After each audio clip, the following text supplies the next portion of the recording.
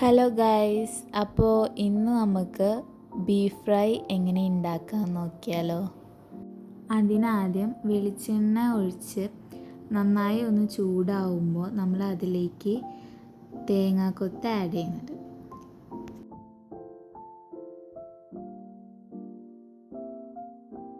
അതൊന്ന് മൂപ്പിച്ചെടുക്കുക.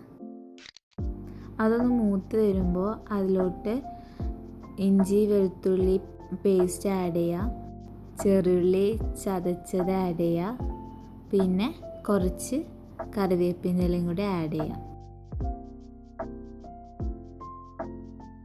എന്നിട്ട് നന്നായിട്ട് ഒന്ന് വഴറ്റി കൊടുക്കാം. പച്ചമുളകും ആഡ് ചെയ്യാം.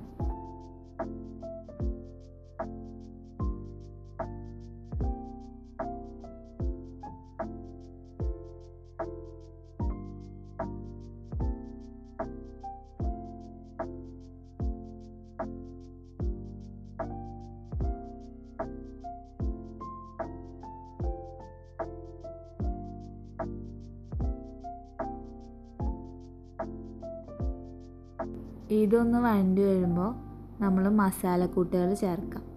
2 ടേബിൾ സ്പൂൺ മുളക് പൊടി, 1 ടേബിൾ സ്പൂൺ മല്ലിപ്പൊടി, 1 table spoon garam masala, 1 table spoon കുരുമുളക് പൊടി, 1/2 ടീസ്പൂൺ മഞ്ഞൾപ്പൊടി.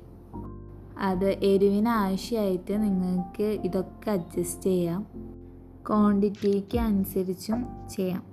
ഞാനിവിടെ എടുത്തിരിക്കുന്നത് 1.5 കിലോ ബീഫാണ്. അതിൻ്റെ ഒരു അളവിനാണ് എല്ലാ മസാലക്കൂട്ടുകളും എടുത്തിരിക്കുന്നത്.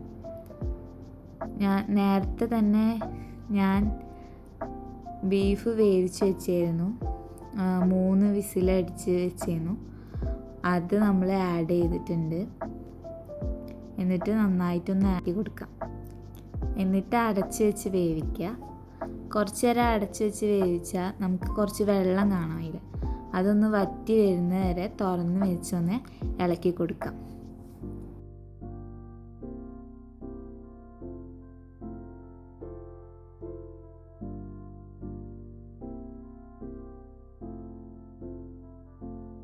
കുറച്ച് കുറുകി വന്നതിന് ശേഷം നമ്മൾ സവാള ആഡ് ചെയ്യുന്നുണ്ട്. എന്നിട്ട് അതൊന്ന് ജസ്റ്റ് ഒന്ന് ഇളക്കി കൊടുക്കാം.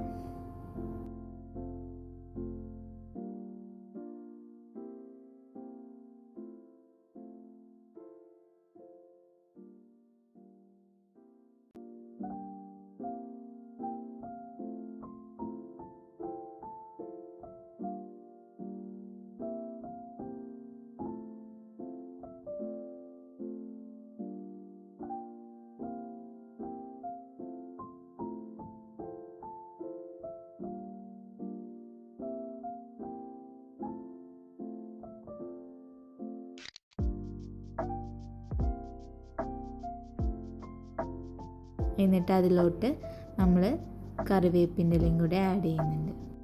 ഈസി ആയിട്ട് നല്ല ടേസ്റ്റി ആയിട്ടുള്ള റെസിപ്പിയാണ്. അപ്പോൾ നിങ്ങളെല്ലാവരും ഇത് ട്രൈ ചെയ്ത് നോക്കൂലേ? അഭിപ്രായം എല്ലാവരും കമൻറ്റ് ബോക്സിൽ മെൻഷൻ ചെയ്യുക.